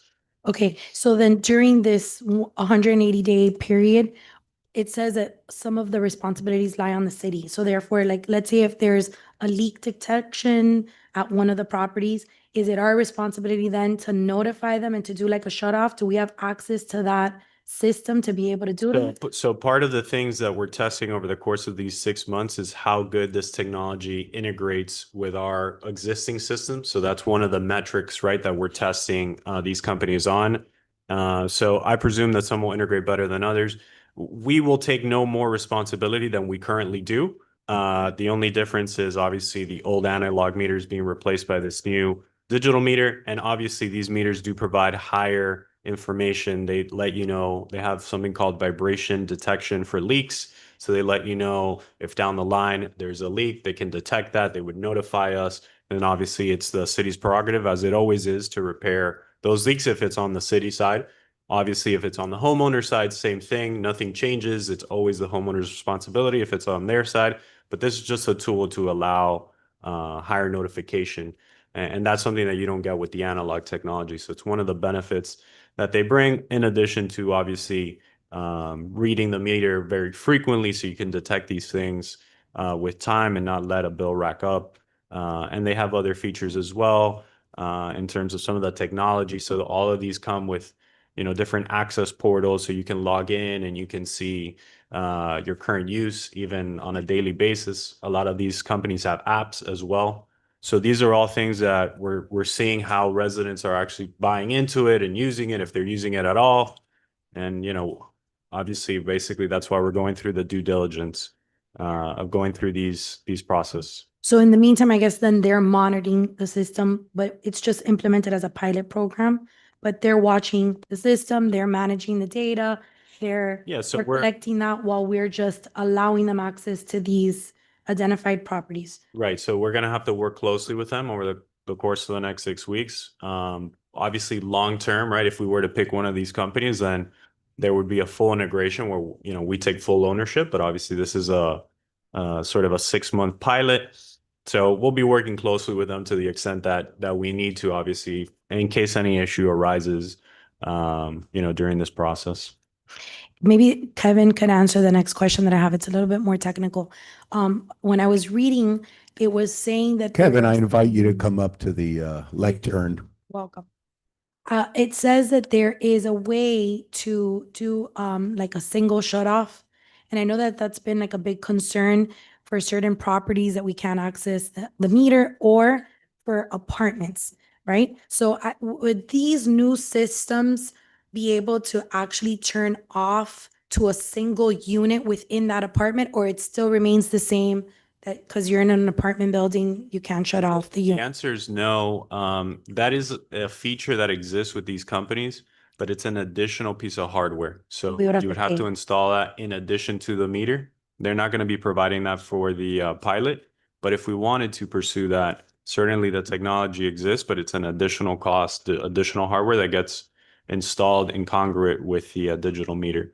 But does that apply to apartments or to property? Well, it could be both.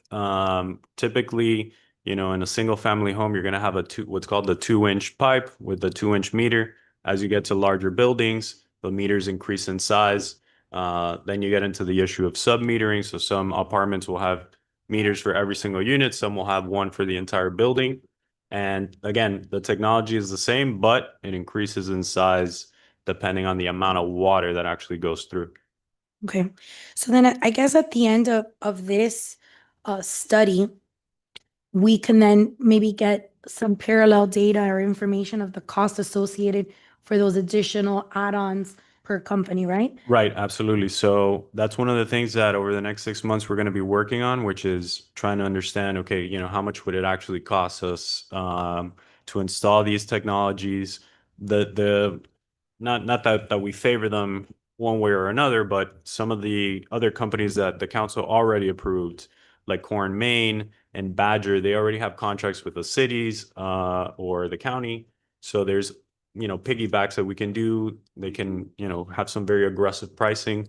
Some of the other companies, right, like sustainability, they're sort of at a different scale. So we're going to evaluate all the prices. We're going to evaluate all the features, and then we'll compare. And that's one of the reasons why we wanted to run a similar amount of meters for every single company so that we can compare and see which company is really working the best out in the field. They also use different technologies. So some of these companies will basically tie into the cell networks. And some of them, work off Verizon, others work off T-Mobile or AT&T. And then some of these companies actually use their own antenna system. So they don't use cell towers. So they use a different frequency. And so there's pros and cons to either or, just depending. One of my other questions was, can we install maybe at that same property, maybe 3 of the different company meters to see if all 3 get different readings, to see which one is more efficient to that one property? You Is wouldn't there a be way able of to do doing that? Wouldn't be able to do that because the water has to flow through the meter at the same time in order to get the reading. So I don't see how you can install 3 meters at the same property. But all of these routes were basically selected so that they're very similar, one to the other. So that, in aggregate, yeah, maybe one house is slightly different than the other, but in aggregate, when you compare 200 meters to 200 meters of a similar population, roughly statistically, it should be the same. And how are we identifying if we already have, we're doing, what is it, how many, 180 homes per? So it's per route. The city has multiple routes that it runs. The routes range between 175 and 225 homes. And so that's how we selected, and we gave a higher preference to routes that are more problematic for reading. So the routes where the meters are inaccessible or hard to reach, because obviously that's where we would want to start anyways if we were to proceed full term. So that's how we pick the routes based on them being similar in nature, but also the more difficult routes that are harder to read. Got it. So we don't need the customer to allow us into the property. We're just gonna, because if those are harder to it's read. it's always written in the agreement, and it's codified in our code of ordinances that in order to provide you the water service, you have to allow access. That is the same today for reading your meter. Whether or not people allow access is a different story in practice, but it's the same if we have to go fix a leak. All of it is the same. And so obviously it's one of the challenges that you're always going to run into. There's nothing different that we have to do in order to make this happen, but it's something that we can evaluate. Is there an apprehension? Do people not want these things installed or whatever? And that's part of the information that we need to gather to make an informed decision moving forward. All right, perfect. Thank you. I appreciate it. I'm done with my questions. Motion. Motion from, Yes, thank you, sir. Madam, Thank you. Councilwoman, Monica Perez. With a first motion, we have Councilman Luis Gonzalez with a second. Please call the roll on item K of consent. Mr. Rodriguez? Yes. Mr. Zogby? Yes. Mr. Marrero? Yes. Mr. Gonzalez? Ms. G. Perez? Yes. G. Perez? Yes. Oh, Rose. Ms. De La Vega? Yes. Ms. M. Perez? Yes. Motion carries. The item is approved. Answer for me. Thank you all. One day Unfinished. change my last name, don't worry. Oh, eventually. you will, Eventually. right? Item 11 is unfinished business. Anyone? Ma'am, I don't know. you have the floor. If I may. I don't know if this was discussed earlier. But we do have a planning and zoning board member, John Ulloa, who passed away suddenly, right the day after our last planning and zoning meeting. We also have 2 firemen that have lost their brothers, Harold Estrada and Paul Garcia. And I think that as a city, I would just like to take a moment to just honor their lives, honor their service, honor their families, and may their souls rest in peace.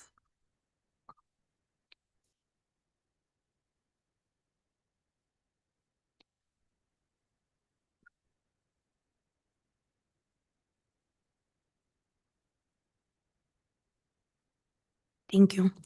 You're welcome. Thank you. Anyone else? Unfinished business? If not, new business. No new business. Madam Clerk, can you administer the oath for the next portion, zoning portion? Will all those persons who will be testifying on an item, please stand and raise your right hand? Las personas que quisieran prestar sus opiniones delante de esta junta, por favor póngase de pie y alce la mano derecha. I don't see anybody present to, Nobody needs to, oh, I see a gentleman here. Oh, so we're done with the oath, right? We're good? is the gentleman speaking on a zoning matter? Yes. Okay. Okay. Do you swear or affirm that the evidence you're about to give is the whole truth, the whole truth, and nothing but the truth? So help you God, if The so me- say I do. I'm sorry, the meeting is still going on, please. We need some quiet. Usted jura o afirma que el testimonio que va a dar será la verdad, toda la verdad y únicamente la verdad y que Dios sea su testigo. Por favor, diga que sí si la respuesta es afirmativa. Let the record reflect that all have responded in the affirmative. En el archivo público constará que todos han respondido afirmativamente. Thank you. 14A, Madam Clerk, please. First reading of proposed ordinance amending the future land use map of the city of Hialeah Comprehensive Plan pursuant to section 163.3187 Florida statutes, small scale development amendment to change the land use designation from commercial to medium density residential for the property located at 2295 West Fourth Court, Hialeah, Zone C2, legally described herein, repealing all ordinances or parts of ordinances in conflict herewith, providing penalties for violation hereof, providing for a severability clause, and providing for an effective date. Thank you. This is first reading on this ordinance, on a land use ordinance. We have the applicant present, I guess. And is there anybody who has, you can come up just in case. Thank you so much. Is there anyone who has any question for the applicant, who I guess is, are you Mrs. Martinez? No, my name is Dulce Kandi. I'm the architect on the project. Okay. Is she registered? Just a moment. Thank you Yes. for coming. Is she registered to speak on behalf? So as an architect, if her testimony is limited to her expertise, she's not required to register as a lobbyist. But I did. Stand by. Oh, you did I did register. register. Thank you Yes, so I Okay, did. much. I'm sorry, can you repeat your name? I don't have you on the list. Dulce Conde. Thank you. And I believe the companion zoning item is F. Yes, that's Yes. why I remember her name. I said, I saw that somewhere. Okay, thank you. Stand by. Does anyone have any questions for Claudia or Ms. Gomez? We have a motion on the land use item A from Councilman Luis Gonzalez. Do we have a second? Second, who was that? Was that you? Okay, second from Councilwoman Monica Perez. Please call the roll on item A. Mr. Marrero, Yes. Mr. Gonzalez, Ms. G. Perez, Yes. Ms. De La Vega, Yes. Ms. M. Perez, Yes. Mr. Zogby, Yes. and Mr. Rodriguez has left the meeting. Motion carries. The item is approved. Second reading and public hearing is scheduled for June 9th, 2026 at 5:30 PM. Thank you very much. Don't go away. What was the item? I'm looking at. F. What, F, okay. Is anybody opposed to jump right to F, skip to F, so Ms. Gomez can be present in case of anything? Is it okay? Can we read it into the record? Thank you so much. Madam Clerk, item F into the record, zoning. First reading of proposed ordinance rezoning property from C2 Liberal Retail Commercial District to R33 Multiple Family District, granting a variance to allow a street side setback of 10 feet where 15 feet is required, contrary to Hialeah Code of Ordinances, Section 98-590 of the city's Land Development Code for the property located at 2295 West Fourth Court, Hialeah, Zone C2, legally described herein, repealing all ordinances or parts of ordinances in conflict herewith, providing penalties for violation hereof, providing for a severability clause, and providing for an effective date. Okay, item F is also on first reading. I apologize. I was calling you Dulce Gomez. You're Dulce Conde. Yes, sir. It's Architect okay. of record. Thank you, ma'am. Okay, so F is also on first reading, same property. Anyone have any questions for Ms. Conde or Claudia? Through the chair. Yes, ma'am. Right now, there's a vacant lot there Yes, it's been And- vacant. My understanding, it's been vacant since the 20s. since the 20s. Mhm. Oh, so there's never been anything there. I remember when that lot became vacant. If I may, through the chair, Claudia, what is that lot Yes, ma'am. zoned currently? It was an R1, right? Claudia, That's one Claudia that we- has been planning zoning official, yes, C2. It was a commercial. C2. It was a Yes. C, yeah, okay. All right, motion. Motion from Councilwoman Monica Perez, Second. second from Councilman William Marrero.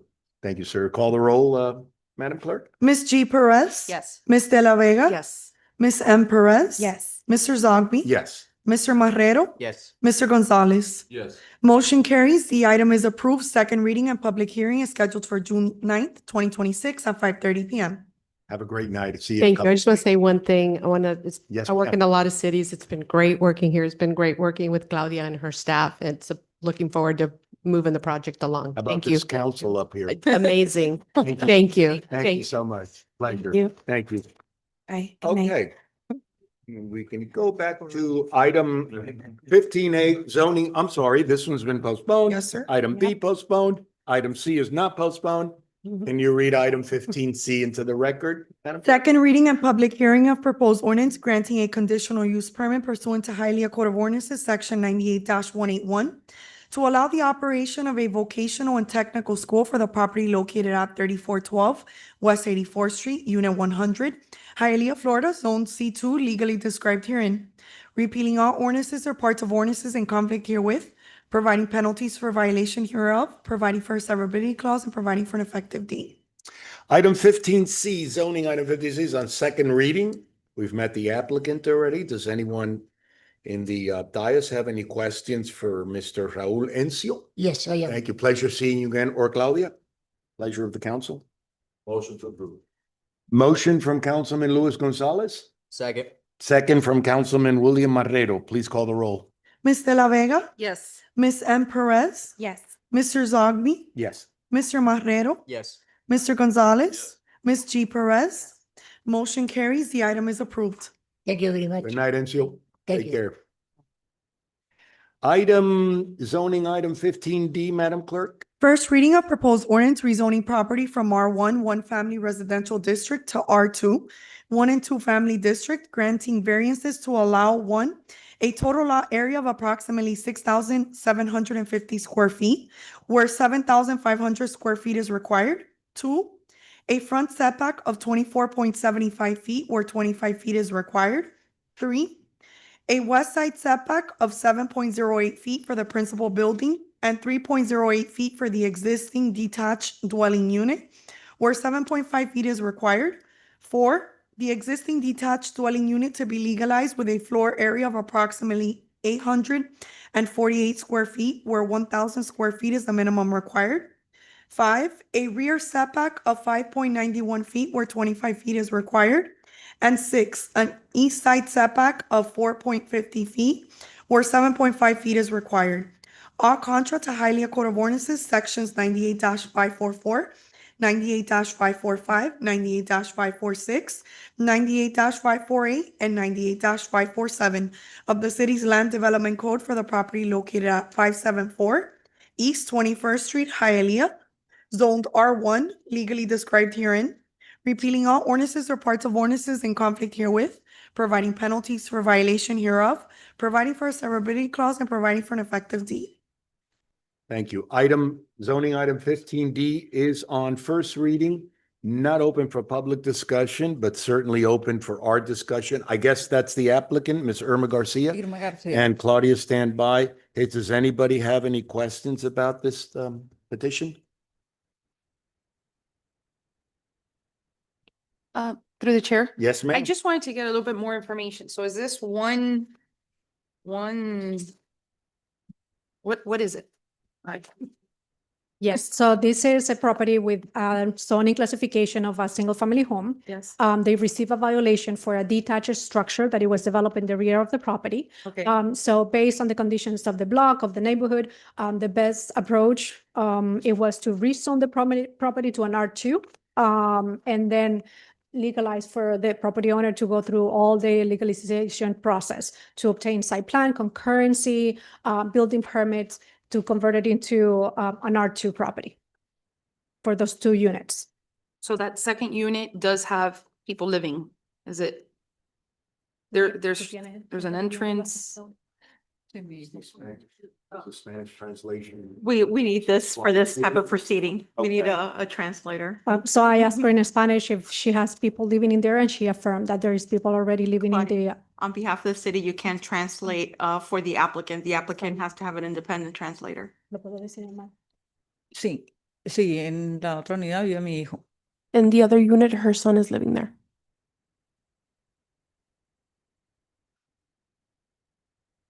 So legalizing it just means we would allow it, right? And so we are basically taxing is that how it works? I want to make sure. That is correct. Basically, this property, if you approve this, it will be taxed not as a single family home, as a duplex. Okay, thank you. Claudia, anyone have any question? Is this, I get what's happening and it's the easy route. We catch somebody with a detached structure where somebody's living in an additional dwelling unit, and then we turn it into a duplex, which increases the value exponentially. Are you comfortable with this?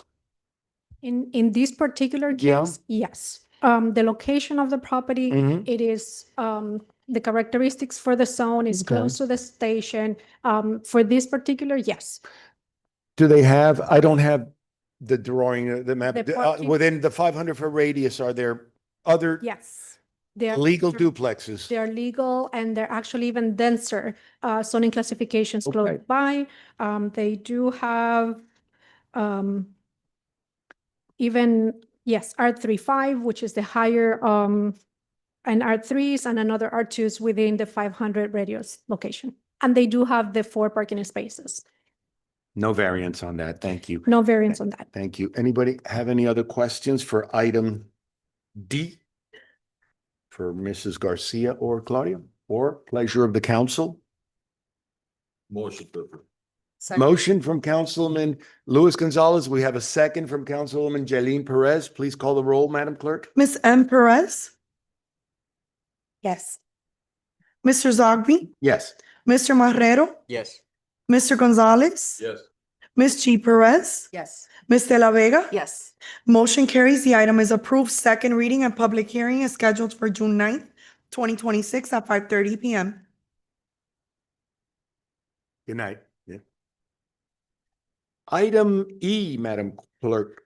First reading of proposed ordinance granting variances to allow an interior north side setback of 4.91 feet where 7.5 feet is required for the legalization of an existing terrace enclosure, and 2, a 7-foot high wooden fence along the north and south side lot lines where a maximum height of 6 feet is permitted, all contrary to Hialeah Code of Ordinances, section 98-501 and 98-2121 of the city's land development code for the property located at 371 Pashihowa Drive, zoned R1, legally described herein, repealing all ordinances or parts of ordinances in conflict herewith, providing penalties for violation hereof, providing for a severability clause, and providing for an effective date. Thank you. Zoning item 15E is on first reading, not open for public discussion, but certainly open for our discussion or questions to, whom I assume is the applicant, Eufemia Maria Olivera. Okay, bienvenida. You speak English? I'm sorry, I spoke to you. Okay, un momentico. Before we approve anything, antes que aprobemos algo, vas a tener que pronunciar el nombre de tu calle, porque yo no lo sé pronunciar. No. Okay, does anybody have any questions for Claudia or Miss Olivera? Through the translator, we'd have to do it.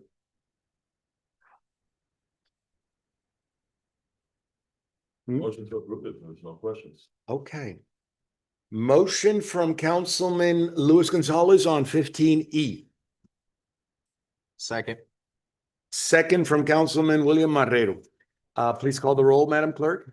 Mr. Zogby, Yes. Mr. Marrero, Yes. Mr. Gonzalez, Yes. Ms. G. Perez, Yes. Ms. De La Vega? Yes. Ms. M. Perez? Yes.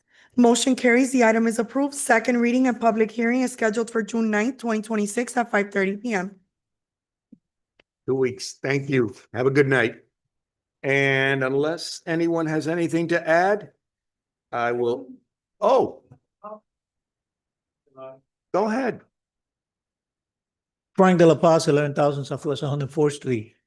About 41 years ago, I stopped volunteering being the translator on these chambers for these type of meetings and in the zoning board. Mr. Cadago had been hired by Mayor Martinez and he gonna say became that. the official translator. Even then, we were officially a bilingual, bicultural city by ordinance.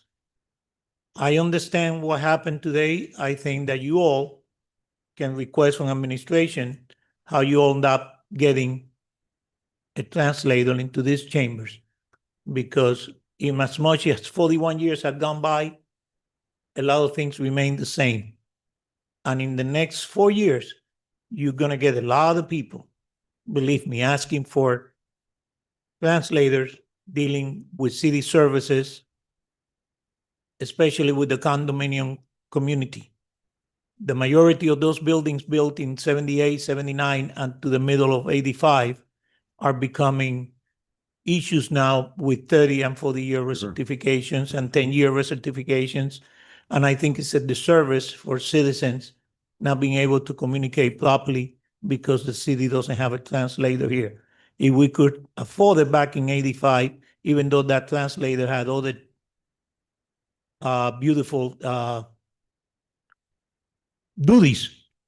Among them, he was a heck of a calligrapher, and he was the one that used to write the proclamations for you all. So I think that if we could afford it back in 41 years ago, we certainly can have a translator, even if it's on a part-time basis. That's a point well taken, Frank. I don't think he has to be a certified translator like they do in code enforcement, but I don't want the job. Let me make sure that that gets up front. You do? No, I do not. Oh, Gabby's doing a fantastic job, but I get what you're that. saying. Yeah.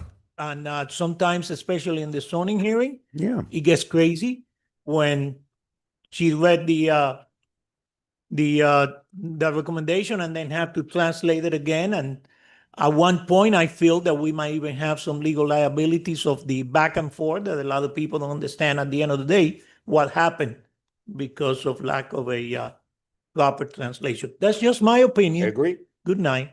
I Love agree, you all. sir. And by the way, Caragol is turning 95 next month. Yes. He's having a birthday. Okay, so there's nothing to motion on this, so unless anybody has anything to add, we're going to adjourn the meeting of May 26th at 7:40 PM.